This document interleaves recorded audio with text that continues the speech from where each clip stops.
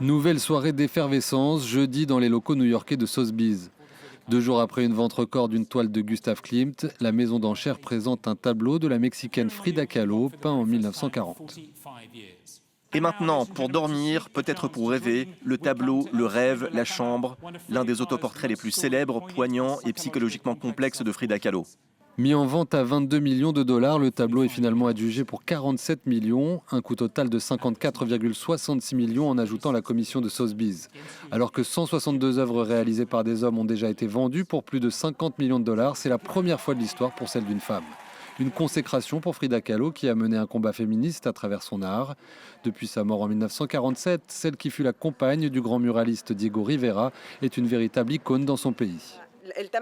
Très peu des œuvres de Frida peuvent être vendues en raison des lois mexicaines sur le patrimoine national.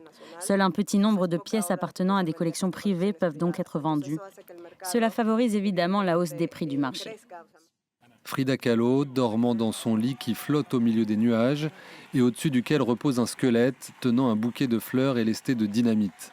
Avec cette représentation surréaliste invitant toute une symbolique liée à la culture mexicaine, l'artiste entre définitivement au firmament du monde de l'art.